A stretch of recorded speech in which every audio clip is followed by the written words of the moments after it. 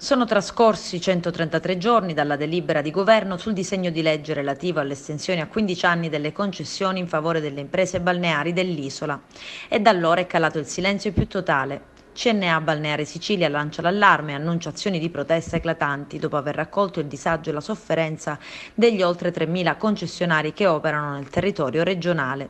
Il testo varato dalla Giunta è stato trasmesso nel mese di luglio alla quarta commissione all'ARS competente per materia, per le opportune valutazioni e la successiva discussione dell'Aula.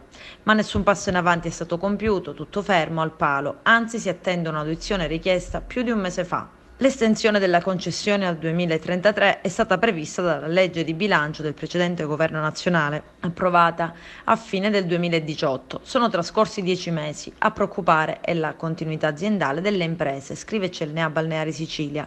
È ora di sciogliere questo preoccupante nodo, dando una forte prospettiva agli stabilimenti balneari. Altrimenti, prosegue la nota, in assenza di risposte immediate, verranno implementate iniziative plateali.